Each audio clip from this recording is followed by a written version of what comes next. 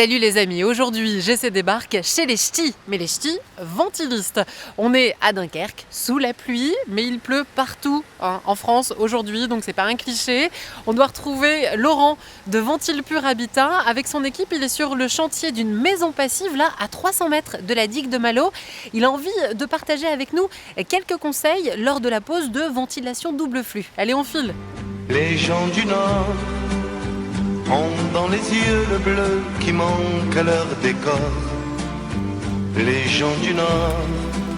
Et ça y est, je viens de retrouver Laurent dans cette très jolie maison passive à Dunkerque. Salut Laurent. Bonjour Anne-Sophie, bienvenue à Dunkerque. Merci beaucoup. Alors là, avec ton équipe, vous êtes en train de poser une double flux.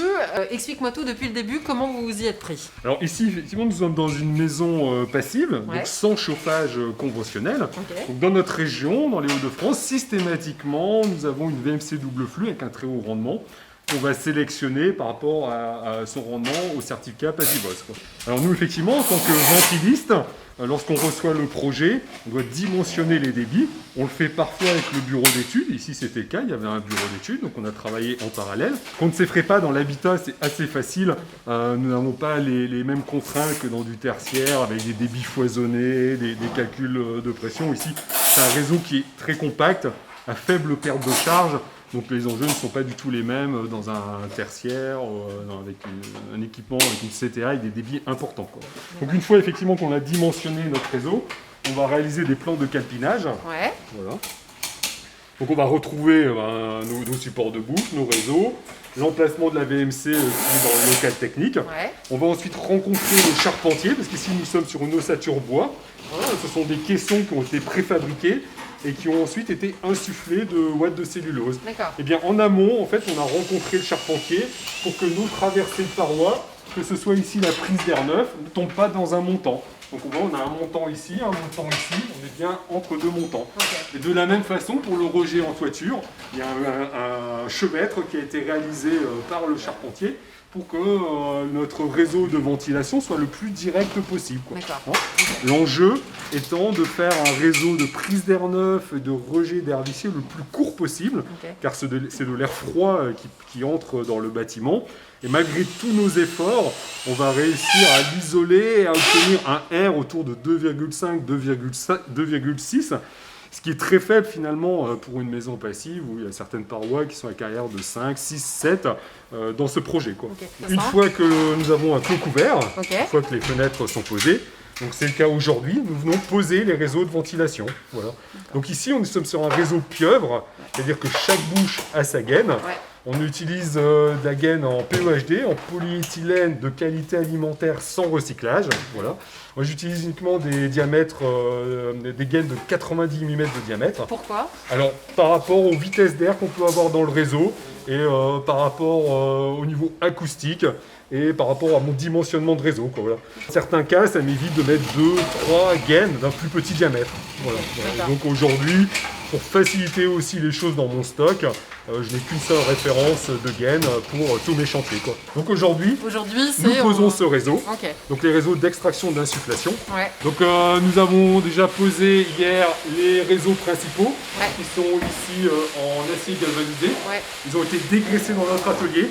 Dans notre atelier, on a un espace de nettoyage avec un espace d'égouttage. Donc dès qu'on reçoit les réseaux en acier galvanisé, on retire le petit film d'huile, on les dégraisse pour assurer quelque chose de propre et une qualité d'air intérieur dans le logement.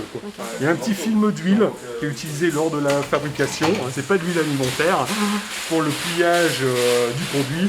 Et si on le laisse, les poussières vont se coller dessus, ça va être très difficile de nettoyer après. Et comment tu le dégraisses alors ? Nous, on y va, pec citron. Nous avons une tête de loup, une grosse tête de loup, et donc ça permet comme ça de bien nettoyer l'intérieur. On rince bien, et on égoutte. Oui, pour éviter de faire soirée mousse dans tes réseaux, c'est exactement, voilà. Alors, ce sont des réseaux qui sont très très étanches. Voilà, on est du niveau classe D sans problème. Moi, effectivement, j'utilise aussi des boîtiers qui sont en matériaux synthétiques qui sont très étanches. Voilà, donc tout simplement, dans la dernière gorge, on vient y positionner un petit joint. Hop. ciseau intorique. Dans l'avant-dernière gorge, on vient y positionner un petit clips. Ok, super. Voilà. Hop, voilà. Ça rentre tout seul. On voit ici, il y a une petite patte. Et ça va venir se clipser à un bout dans le support de bouche et à l'autre bout dans le boîtier de distribution. D'accord. Voilà, Et dès que tu entends le petit clic, c'est que c'est bon. Dès qu'on entend clac-clac, c'est bon. Quoi. Ok. Nous, en amont, nous avons, on a vu, on a dégraissé les réseaux en acier galvanisé. Donc on a un réseau très très propre. Sur le chantier, on l'a bouchonné. Et puis quand on revient lors de la mise en service, eh ben, on se rend compte qu'il y a des bouchons qui ont disparu. Quoi. Voilà. Oui, okay. Et donc le réseau se retrouve sali par les poussières de chantier. Quoi, voilà. Donc en fait, j'ai fait imprimer des petits stickers. Voilà, hop. Ça ressemble à ça. J'ai mon petit rouleau de stickers. Ouais, pas mal. Et voilà, avec la petite pub Ventile Pur Et sur Habitat. le message, c'est laisser le bouchon de Ventile Pur Habitat en place. Voilà. Et donc ça, on le colle sur les bouchons. Et depuis, en fait, cette petite astuce, quand on revient à la mise en service, systématiquement, les bouchons sont encore en place. D'accord, Voilà. les autres ouvriers ne les ont pas enlevés. Voilà, Bon, le tant mieux. plaquiste ou les a au Ça moins paraît- remis. Ça, Voilà. paraît bête. C'est mais- tout bête et Non, ça mais c'est fonctionne bien. à 100%. Quoi. Ah Voilà. bah, tant mieux. J'ai même parfois l'architecte, le maître d'œuvre, voilà, qui, lorsqu'il voyait les choses, faut remettre le bouchon. Quoi. Donc, même si nous ne sommes pas présents pendant les semaines qui vont venir, eh bien l'installation va rester propre. Et le jour de la mise en service, on va pas avoir de la poussière qui circule dans les conduits. Quoi. Voilà. Je trouve que mon chantier, je l'ai réussi à 100% lorsque je ne suis pas convoqué à une réunion de chantier. Quoi. D'accord. Voilà. Ok. Donc mon enjeu, effectivement, c'est d'avoir anticipé énormément pour pas être convoqué à une réunion de chantier, parce que finalement, on est peu de temps sur un chantier, j'en ai 25, 30 projets en même temps. Donc je peux pas faire comme ça 10 km et partout. Donc ce que je fais, c'est je mets des étiquettes partout comme ça. Voilà, donc ça par exemple c'est des étiquettes pour l'électricien. Ok. Donc il sait ce qui doit être posé à quel endroit. Ok. J'affiche le dossier technique sur le chantier avec Ok. tous les lots. Ouais. Comme ça, on n'a pas besoin de me faire venir pour me demander quel type de câble je dois passer. Et quand je viens uniquement pour la réception, je suis content. Et aujourd'hui, c'est à peu près 20% des chantiers que j'arrive à faire sans être convoqué à une réunion de chantier. Quoi. Voilà. Ouais, donc c'est un gain de temps assez précieux. C'est super. Quoi, voilà. Ouais, ouais. Et ce type de construction où tout est anticipé en amont le permet bien, parce que même le planning, on fait des plannings au jour le jour et tout s'enchaîne facilement. Quoi, voilà, Ouais. voilà. Et donc c'est un vrai gain, c'est vraiment super pour l'entreprise. Quoi. Et tu as un retour des autres artisans? Ils en pensent quoi de tes petits papiers? Bah, au début, ça les fait un petit peu sourire, mais Ouais. maintenant c'est habituel. Quoi, Ouais. voilà, voilà. Dernièrement, j'ai une architecte qui est venue s'excuser parce qu'elle avait déplacé le petit papier d'une cinquantaine de centimètres avec l'électricien. mais voilà, au moins les choses sont au bon endroit. Et le jour où on vient pour la réception, bah, nous avons nos alimentations électriques, le boîtier de commande est au bon endroit. Nous, effectivement, avec notre spécialité de ventiliste, on est vraiment spécialisé dans la vente et pose de VNC double flux.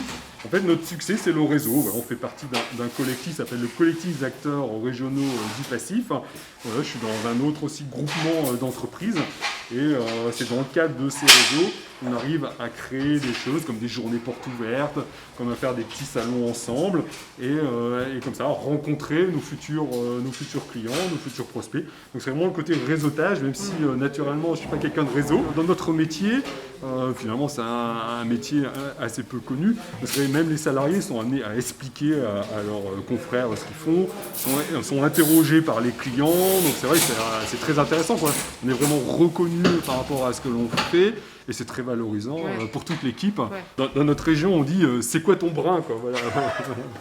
Ça veut dire quoi? Voilà, c'est la question. Bah, qu'est-ce que c'est C'est quoi ton bras? Bon bah j'aurais dû demander ça. Voilà. Bah tiens, d'ailleurs, comme on est dans la région, on va se faire.